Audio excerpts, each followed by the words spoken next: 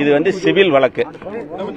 Civil வழக்கு 3 மாசத்துக்கு முன்ன நடந்ததாக சொல்லி ஒரு எஃப்ஐஆரை போட்டு, அது ஒரு எஃப்ஐஆர்ல 2 எஃப்ஐஆர் போட்டு இதை கிரிமினல் கேஸ் ஆக்கி உள்ள வைக்கணுங்கிறது ஒரு அரசியல் பழிவாங்கும் எண்ணத்தோட நடந்த கேஸ் இது.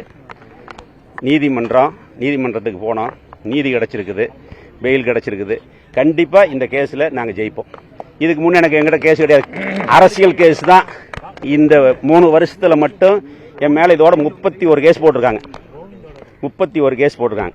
அதனால இந்த கேஸெல்லாம் பத்தி நாங்க பயப்படுறதில்ல. எங்களுடைய பொதுச் செயலாளர் அண்ணன் எடப்பாடியார் சொன்னது மாதிரி எத்தனையோ இருக்குது, அதையெல்லாம் விட்டுட்டு இந்த கையாளாகாத திமுக அரசு பழிவாங்க நடவடிக்கை தான். கரூரில் இருக்கக்கூடிய திமுக யார் உங்களுக்கு தெரியும். அவங்களுடைய தூண்டுதலின் பேரில் போடப்பட்ட வழக்கு நீதிமன்றத்தில் சரியான எங்களுக்கு நீதி கிடைச்சிருக்குது. கண்டிப்பா அது நீதிமன்றத்தில் சந்திச்சு இந்த வழக்கிலிருந்து வெளியில் வருவோம். இல்ல, அன்னைக்கு வர்றோம்னு சொல்லியிருந்தாரு. அன்னைக்கு என்னைய வாரண்டுக்காக கரூர் கூட்டி போயிட்டாங்க. இப்ப வந்து இது நடந்துகிட்டு இருக்குது, நம்ம பார்லிமெண்ட் தொகுதி சம்பந்தமான ஆலோசனை கூட்டம் நடந்துகிட்டு இருக்குது.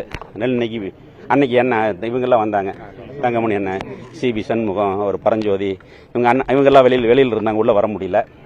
கட்சியில எனக்கு ஆதரவு கொடுத்த நிர்வாகிகளுக்கும் மற்றும் குறிப்பா வழக்கறிஞர்களுக்கும் என் சார்பா மனமார்ந்த நன்றி.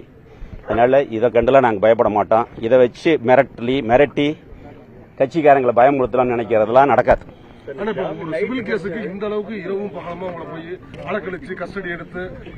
ஒன்னும் இல்ல, இதை வந்து இது அமௌண்ட் எல்லாம் கூட்டி சிபிசிஐடிக்கு மாத்தி ஒரு கேஸ் சிபிசிஐடியில், ஒரு கேஸ் எல்என்டோவில் வச்சு ஒரு டோட்டல் டீமே என்ன உள்ள வைக்கிறதுக்கு 2 மாசம் ஒர்க் பண்ணிருக்கிறாங்க.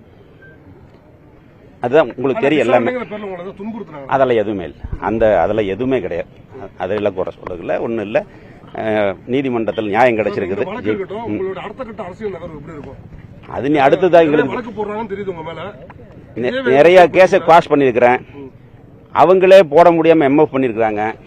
இன்னும் கொஞ்சம் கேஸ் இருக்குது. எல்லாமே இந்த கேஸ் தான், கட்சி கேஸ் தான், வேற ஒன்றும் கிடையாது. அடுத்தது சட்டமன்ற தேர்தல் சம்பந்தமான வேலைகள். இந்த கேஸ்ல என்ன மட்டும் இல்லை, கட்சிக்காரங்கள, என் ஆபீஸ்ல வேலை செய்யறவங்க, கூட பழகுறவங்க எல்லாத்தையும் டிஸ்டர்ப் பண்ணிட்டாங்க. இதுக்கு மேல ஒன்றும் இல்லை. நாங்கள் நிறைய பார்த்துட்டோம். இது ஒன்றும் எங்களுக்கு புதுசெல்லாம் இல்லை. ஓராண்டுகளுக்கு மேல இன்னமும் வந்து செந்தில் பாலாஜி வெளில வர முடியல.